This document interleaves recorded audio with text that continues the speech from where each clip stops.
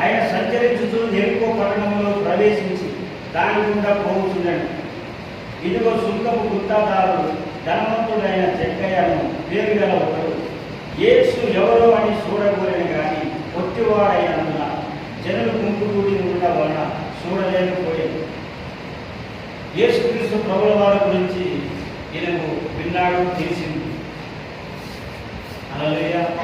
ఆయన ఎన్నో అద్భుత కార్యాలు చేస్తున్నాడు. గుడ్డివారికి కాళ్ళనిస్తున్నాడు, గుడ్డివారికి కళ్ళనిస్తున్నాడు, మూగవారికి మాటలిస్తున్నాడు. హల్లెలూయా. చెవులు వారికి చెవులు ఇస్తున్నాడు, కుష్టి రోగులను, శాంత రోగములను, దయ్యములు పట్టిన వారికి 10 విధమైన వ్యాధిని రోగములు స్వస్థపరుస్తూ దేవుని రాజ్యాన్ని ప్రకటిస్తూ వాళ్ళు సాగి ముందుకు పోతున్నప్పుడు ఆయన విన్న అద్భుతాలు చూసి అబ్బా ఇది ఏ విధంగా ఉంటాడో, ఈయన ఎవరో నేను చూడాలి, దేశం అంటే ఏ విధంగా ఉంటాడో, ఇన్ని అద్భుత కార్యాలు జరుగుతున్నాడు, ఇన్ని ఆశ్చర్య కార్యాలు జరిగిస్తున్నాడు, ఇన్ని సూచక క్రియలు జరిగిస్తున్నాడు. ఇక మనుషులు ఎవ్వరూ చెయ్యలేని కూడా ఈయన చేస్తున్నాడు. ఈయన ఏ విధంగా ఉంటాడో, ఈయన నేను ఏ విధంగానైనా నేను చూడాలి. హల్లెలూయా, హల్లెలూయా. మనం కూడా ఏం చేస్తాం, ఒక దగ్గర అద్భుతం జరిగితే పాప అక్కడ అద్భుతం జరిగింది, మనం పోవాలి. అక్కడ ఒక ఆయన పేరు పిలిచి చెప్తే ఆడికి అందరూ పనులు చెప్తారు. మరి ఆయన ఏ విధంగా పేరు పిలిచి చెప్తున్నాడు ఎవరికి తెలియదు. వాస్తవానికి పేరు పిలిచి దేవుడు చెప్తాడు. కానీ కొంతమంది వాటిని ఏం చేస్తున్నారు, వ్యాపారంగా తప్పుడు బోధలు చేస్తున్నారు. హల్లెలూయా.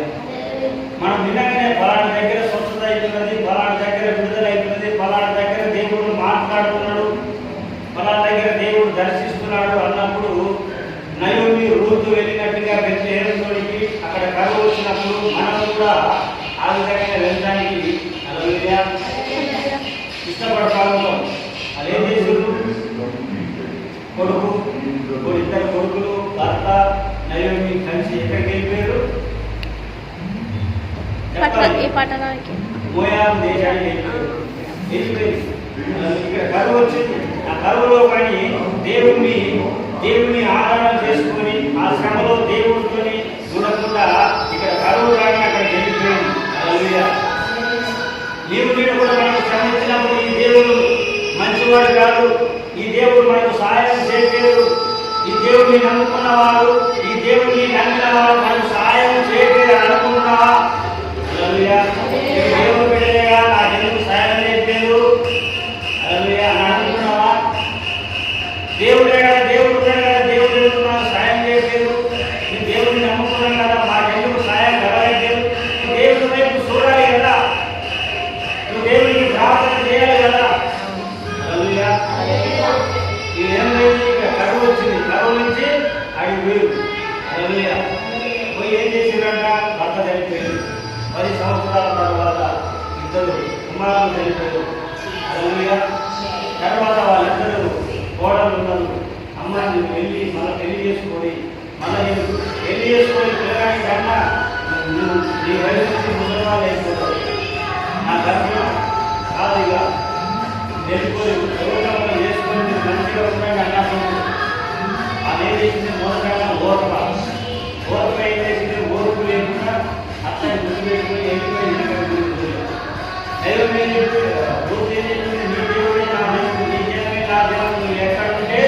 అక్కడ ఉంటా. మరణం తప్పితే నిన్ను నన్ను ఎవరు ఏం చేయలేదు.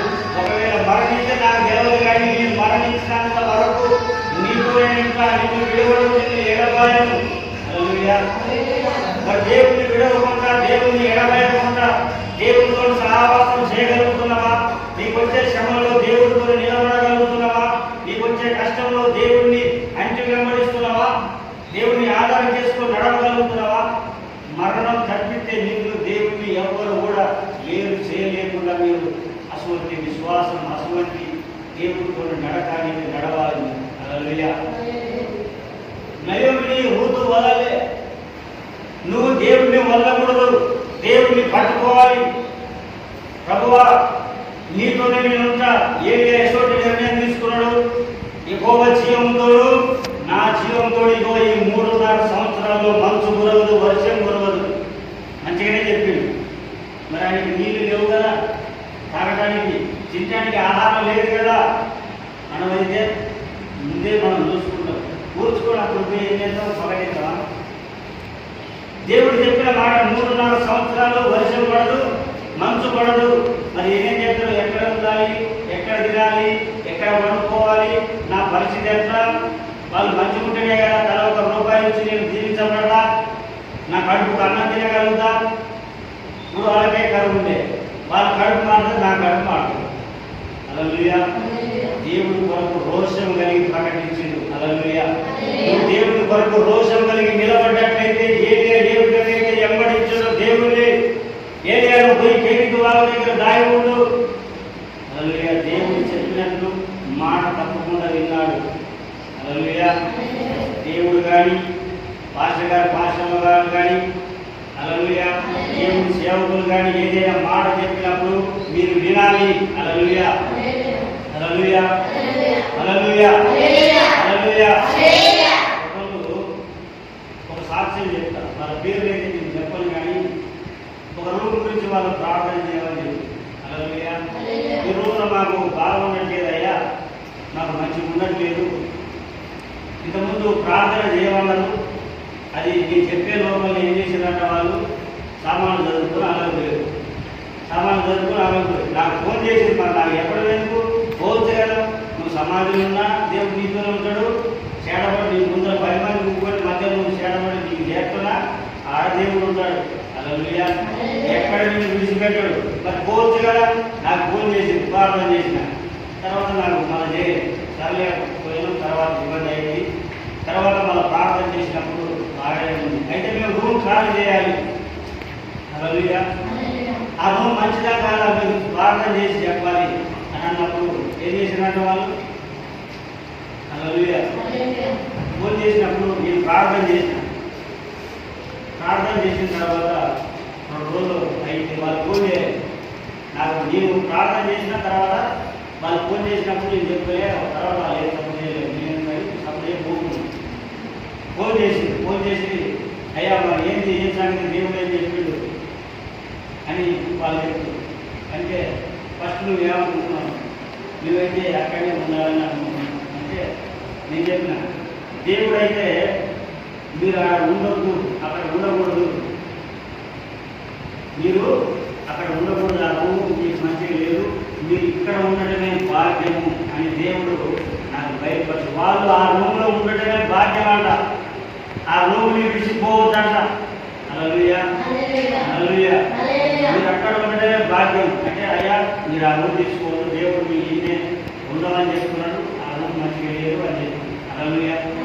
మరి దేవుడిని అడిగి మనం ఏదైనా చేయాలి. నువ్వు నేను దేవుడిని అడుగుతున్నావా, దేవుడికి ప్రార్థన చేస్తున్నావా? దేవుడు చెప్పిన అడుగుడి ఇవ్వబడతాయి, వెతుకుడి దొరుకుతుంది. నువ్వు అడుగుతున్నావా? దేవుడి సన్నిధిలోకి వచ్చి వెతుకుతున్నావా? హల్లెలూయా. వెతుకుతున్నావా? నీకెక్కడ దొరుకుతుంది? నీకెక్కడ ఉంటుంది అది? నువ్వు అడగండి. హల్లెలూయా. మనం అడగాలి. హల్లెలూయా. హల్లెలూయా. మనం అడిగే వారిగా ఉండాలి, దేవుడికి ప్రార్థన చేసే వారిగా మనం ఉండాలి. మత్తయి సువార్త 21వ అధ్యాయం 22వ వాక్యంలో ఒక మాట ఉంటుంది.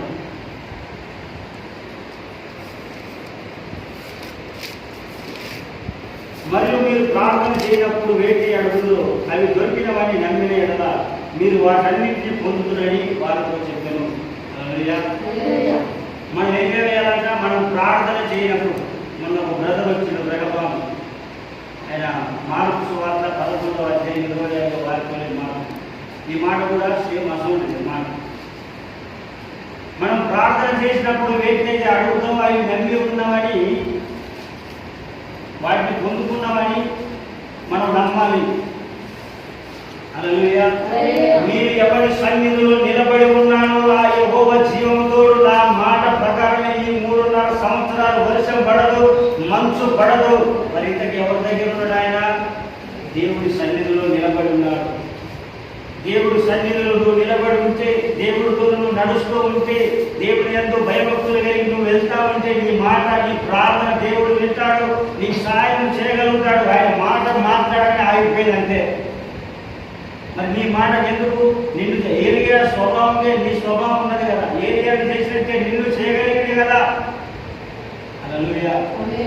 ఏలియాను చేసిన దేవుడు ఏలియా మనలాంటి మనిషి అని కూడా ఉన్నది. యాకోబు పత్రిక చివరి అధ్యాయంలో, యాకోబు పత్రికల అయినా మానవ వంటి మనిషే. వర్షం ఆగిపోయింది, మంచు ఆగిపోయింది. యెహోషువ ఒక నరుని మనవి ఆలకించినది అదే మొట్టమొదటిసారి. ఒక నరుడు ఏం చేసినాడు? సూర్యుడా నువ్వు గిబియోనులో నిలువు, చంద్రుడా నువ్వు అయ్యలలో ఆగు చెప్పినంతే ఆజ్ఞించింది. సూర్యుడా నువ్వు అక్కడే గిబియోనులో ఉండుకో, చంద్రుడా నువ్వు అయ్యలలో ఆగిపో. ఇక్కడ మధ్యలో ఏం జరిగిందంట? ఇంగ్లాండ్ దేశంలో ఇప్పటికి ఒక రోజు చీకటి పర్లేదని చరిత్రలో ఉన్నదంట. ఇంగ్లాండ్లో జరిగింది ముచ్చట. హల్లెలూయా. ఒక రోజు కాలే శత్రువులు పగ తీర్చుకునే వరకు ఏం చేసిండు? దేవుడు ఆపేడు సూర్యుడిని, చంద్రుడిని. హల్లెలూయా. మరి నీ శత్రువుల గురించి నువ్వు ప్రార్థన చేస్తున్నావా? హల్లెలూయా. నీ శత్రువుల గురించి నువ్వు ప్రార్థన చేస్తున్నావా? మా దగ్గర కూడా ఒక శత్రువు, ఇప్పుడు ఆయన నాకు మిత్రుడే. ఆయన శత్రువు, నన్ను శత్రువు అనుకుంటున్నాడు, నేను ఆయనకు మిత్రులని నేను అనుకుంటున్నాను. రాత్రి 1:30, 2:30 ప్రాంతంలో నేను ప్రార్థన చేస్తుంటే ఒక దయ్యం వచ్చింది. నాకు ముందరకు వచ్చి ఇట్లా ఊపడి ఒక పూజ మాట అంచబడగా అంటే ఇచ్చినాక ఏంటి సాధారణ అన్నిటి తిరిగింది మళ్ళీ గట్టించి మళ్ళీ ప్రార్థన చేశాను. నవ్వడం మళ్ళీ పోయింది. హల్లెలూయా. బయట తర్వాత తెల్లారి నేను బండి తీసి కర్ర నేను డ్యూటీ కాడికి తీసుకుపోవడానికి నేను పోతే బండి తీసుకుంటే వచ్చింది మా ఫ్రెండ్ వచ్చి అంజవరగానే తీసుకోవడానికి పోయింది. మళ్ళీ వచ్చి మా ఫ్రెండ్ నన్ను తీసుకోవడం పోయింది.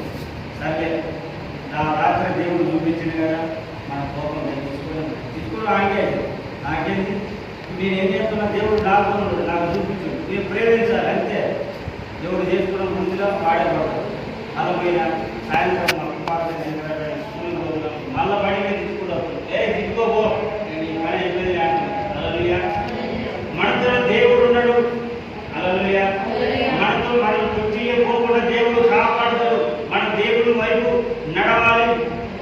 ఎటువంటి కష్టమైనా సరే, ఎటువంటి శ్రమైనా ప్రభువా బాగు నీరు తాగాలి. ఆహారం ఎట్లవుతుంది? ఆకలితో నేను పోషిస్తాను. మరి ఉత్తగా పోషించినా, రొట్టె తెచ్చిన, మాంసం తెచ్చింది.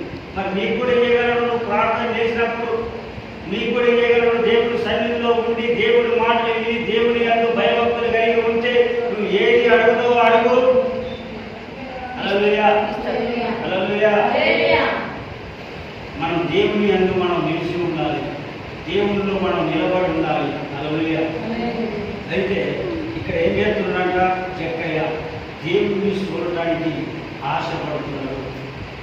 ఈయన ఎవరో, ఈయన నీకు చూడాలి. ఆ భూమి ఆకాశము సృజించిన దేవుడు నీ కొరకు పరలోకాన్ని వదిలించి రక్తాన్ని చిందించి ముళ్ళ కిరీటం పెట్టుకొని పక్కల బల్లె పొడిపించుకొని అంగీలు చింపి సీట్లు వేసి ముఖం మీద కాండ్రించి గుమ్మించి పిడిగుద్దులు గుద్ది కొరడాలతో కొట్టి చిత్ర హింసలు పెట్టి పలు రకాలుగా. హల్లెలూయా. అయినా కూడా ఏమో చెప్తున్నా తెలుసా? తండ్రి మీరు ఏం చేస్తున్నారో క్షమించు. హల్లెలూయా. ఆ దేవుడిని నువ్వు చూస్తున్నావా? నేను ప్రేమించే దేవుడిని ఒకసారి నువ్వు జ్ఞాపకం చేసుకోగలుగుతున్నావా? హల్లెలూయా. జక్కయ్య చూడడానికి ఆశపడది రాత్రి కాల సమయంలో నీవు కూడా నీ కొరకు ఎటువంటి త్యాగం చేశారో ఒక తండ్రి కూడా, ఒక స్నేహితుడు కూడా, ఒక బంధువు కూడా ఎవ్వరు పెట్టలేని త్యాగాన్ని నీ కొరకు నేను పెట్టి ఉన్నాను. నీవు నన్ను చూడాలని దేవుడు నిన్ను అడుగుతున్నాడు. ఈ రాత్రి నువ్వు దేవుడిని చూడటానికి ఇష్టపడుతున్నావా? హల్లెలూయా. నీ లోక ఆశలు, లోక నటనలు చూడటానికి ఇష్టపడుతున్నావా? హల్లెలూయా. హల్లెలూయా. అయితే మరి ఆయన ఏం చేస్తున్నాడు? మనకందరికీ తెలిసిన విషయమే. ఆ చోటికి వచ్చినప్పుడు అప్పుడు యేసు ఆ త్రోవను రాయి ఉంటాడు కనుక అతను ముందుగా పరిగెత్తి ఆయన చూసుటకు ఒక మేడి చెట్టు ఎక్కాడు. యేసు ఆ చోటికి వచ్చినప్పుడు కన్నెత్తి చూసి, జక్కయ్య త్వరగా దిగుము, నేను నీ ఇంట ఉండవలసి ఉన్నదని అతనితో చెప్పగా అతడు త్వరగా దిగి సంతోషంతో ఆయన చేర్చుకున్నాడు. ఆయన పేరు తెలుసా అసలు ఏసయ్యకు? అంతమంది గుంపులే జనం. నేడు చెప్పేప్పుడు ఎవరు చూస్తారా ఆయన కొట్టుకుంటే జక్కయ్యాడు దిగిరా, నేడు నీ ఇంట్లో నేను రావాల్సి ఉన్నదనగానే సంతోషం చేత కన్నీళ్లు చూసుకున్నాం. గబగబ దిగి ఆ మేడి చెట్టు ఇప్పటికి కూడా ఉన్నాం. మేము వాట్సాప్లో పెడతాం. అలా మేడి చెట్టు ఇప్పటికి పెద్ద కన్సీన్ చేసి పెట్టు. జక్క ఎక్కిన మేడి చెట్టు ఇజ్రాయెల్ దేశం గబగబ దిగి ఏం చేసిందంట అందరూ అది చూసి ఈయన పాపైన మనుషుల వద్ద బస చేయ వెళ్ళినని చాలా సరుకున్నాడు. ఈయన ఇటువంటి పాపం చేసినాడు. ఈయన దగ్గరికి భోజనం చేయడానికి ఎందుకు పోతున్నాడు? అక్కడ ఉన్న వాళ్ళందరూ కూడా సడుకున్నారు. మనమైతే తిట్టుకుంటాం లోపల. అదే సడుగు. జక్కయ్య నిలబడి, ఇదిగో ప్రభువా, నా ఆస్తిలో సగం బీదలకు ఇస్తున్నాను. నేను ఎవరి వద్దనైనా అన్యాయంగా దేనిని తీసుకునేలా అతనికి 400గా మరలా చెల్లించునని ప్రభుత్వం చెప్పాను. అందుకు యేసు, ఇతడు అబ్రహాము కుమారుడే, ఎందుకనగా నేడు ఈ ఇంటికి రక్షణ వచ్చింది. సంతోషం చేత యేసుక్రీస్తు ప్రభువుల వారిని చేర్చుకున్నాడు. సంతోషం చేత నా ఆస్తిలో సగం బీదలకు ఇస్తానన్నాడు. సంతోషం చేత ఎవరి దగ్గరైతే నేను అన్యాయంగా గుంజుకున్నాడో నేను తీసుకున్న దానికి 4 వాళ్ళకి ఇస్తాను అని తన పాపాన్ని వదిలి, హల్లెలూయా, తన అక్రమాన్ని వదిలి ఏం చేసిందంట? రక్షణ తీసుకున్నాడు. మనసు మారిపోయింది. యేసుక్రీస్తు ప్రభువుల వారు ఆ ఇంట్లోకి రాగానే నీ జీవితంలోకి యేసుక్రీస్తు ప్రభువుల వారు వచ్చినప్పుడు నీ జీవితం మారిపోవాలి. దేవునితో నడవాలి. ఒకసారి యేసుక్రీస్తు ప్రభువుల వారు హల్లెలూయా యేసే ప్రభు అని మన నోటితో ఒప్పుకుంటే మనం రక్షింపబడతామని మాకు రోమా సువార్త 10వ అధ్యాయంలో ఉన్నది. హల్లెలూయా. మన దేవుడిని మనం స్వీకరించిన మనం పాపం చేయకుండా ఉంటున్నామా? పాపం చేస్తున్నామా? ఏ విధంగా మన హృదయం ఉన్నది? జక్కయ్య యేసుక్రీస్తు ప్రభువుల వారిని చేర్చుకొని పాపాన్ని వదిలేశాడు. మీరు కూడా యేసుక్రీస్తు ప్రభువుల వారు చేర్చుకొని ఎంతకాలం అయిందో నాకు తెలియదు. మీరు పాపంలో ఉన్నారా? దేవుడితో ఉన్నారా? హల్లెలూయా. రాత్రి కాల సమయంలో దేవుడు అడుగుతున్నాడు. హల్లెలూయా. మనం దేవుడి వైపు నడవాలి. మన పాపాలు ఒప్పుకున్నట్లయితే కీర్తన గ్రంథం 17వ అధ్యాయం 25వ వాక్యం, ఈ వాక్యం చూసి మనం ప్రార్థన చేసుకుంటాం.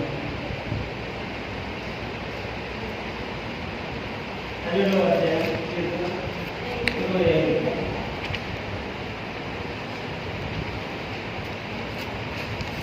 17వ అధ్యాయం 15. నేనైతే నీతి గల వాడనై నీ ముఖ దర్శనం చేసేదను. నేను మేల్కొన్నప్పుడు నీ స్వరూప దర్శనంతో నా ఆశను తీసుకున్నాను. నీతి కలిగి మనం ఉండాలి. హల్లెలూయా. జక్కయ్య నీతి కలిగి తన పాపాన్ని వదిలిపెట్టుకొని దేవుడికి రక్షణ తీసుకున్నాడు. నేను కూడా అదే పని చేశాం. రక్షణ తీసుకొని మారు మనసు పొందుకున్న తర్వాత తిరిగి మళ్ళా పాపంలో పడిపోతున్నామా?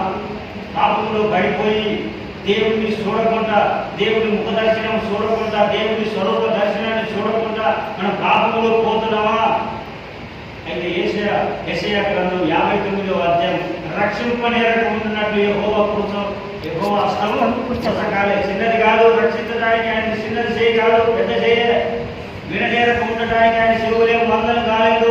నీ నడకను చూస్తున్నాడు, నీ పరకను చూస్తున్నాడు, నీ ఆలోచన చూస్తున్నాడు, తలపులను చూస్తున్నాడు, అది నీకు చూస్తున్నాడు. మరి ఎందుకు నీకు సహాయం కలగలేకపోతుంది? ఎందుకు నువ్వు దేవుడిని చూడలేకపోతున్నావు? అంటే నువ్వు చేసిన పాపాలు దేవుడికి నీకు మధ్యలో అడ్డుగా వచ్చినాయి. నీ పాపాలు కలిగించుకున్నట్లయితే దేవుని ముఖాన్ని నువ్వు చూడగలుగుతావు. హల్లెలూయా. అందుకని నేను నీతి గలవాడనే నీ ముఖ దర్శనాన్ని చూస్తాను. హల్లెలూయా. నేను మేలుకునేటప్పుడు నీ స్వరూప దర్శనంతో, స్వరూప దర్శనం అంటే కింద నుంచి పైదాకా. హల్లెలూయా. స్వరూప దర్శనంతో నా ఆశను నేను తీర్చుకుంటాను. మన దేవుని ముఖాన్ని మనం చూడాలి. దేవుని ముఖాన్ని చూసినట్లయితే మనలోకి నీతి వస్తుంది. నీతి ఉన్నప్పుడు మనం పాపం చేయలేము.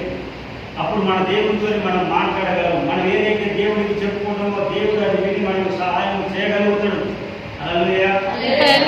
నుంచి జక్కయ్య తన పాపాన్ని వదిలి మనం కూడా ఇప్పటిదాకా ఏదైతే ఉన్నాయో అతిక్రమము అవిధేయత పాపము ఏదైతే ఉన్నాయో ఆ పాపములన్నింటినీ కూడా వదిలిపెట్టి దేవుడి సన్నిధిలో మోకరించినట్లయితే దేవుడు ఆయన రక్షణ మనకి ఇవ్వడానికి సిద్ధంగా ఉంటాడు. ఆయన హృదయంలో మనం చేర్చుకోవాలి. చేర్చుకున్నప్పుడే మనకు దేవుడి వలన సహాయం కలుగుతుంది. హల్లెలూయా. రాత్రికాల సమయంలో దేవుడు మనతో మాట్లాడే మాట ఏంటంటే, హల్లెలూయా, దేవుడిని మనం చూస్తున్నామా, లోకాన్ని చూస్తున్నామా? హల్లెలూయా. మనం ఒకసారి గమనించుకోవాలి. మన కొరకు ప్రాణం పెంచిన దేవుడిని మనం జ్ఞాపకం చేసుకుంటూ మన పాపాలు వదిలి దేవుని ముఖదర్శనం దర్శనాన్ని మనం చూడాలి. హల్లెలూయా. మనం పాపం చేసినట్లయితే దేవుని ముఖాన్ని మనం చూడలేము. మనం చేసిన పాపాలు దేవునికి మధ్యలో అడ్డు అవుతాయి. ఇటు పక్క దేవుడు, ఇటు పక్క నువ్వు, మధ్యలో పాపం. ఈ పాపాన్ని చేసినట్లయితే నువ్వు దేవుడు చూసుకోగలరు. అందుకని నీతి కలిగి మనం దేవుని యొక్క భయభక్తులు కలిగి ఉంటే మనం చేసే ప్రార్థన, ప్రతి ప్రార్థన దేవుడు వింటాడు. హల్లెలూయా. నువ్వు చేసే ప్రార్థన నువ్వు నీకు కలిగిందని నువ్వు నమ్మాలి. హల్లెలూయా. మాట్లాడే దేవుడు ఈ ఆశీర్వదించాడు.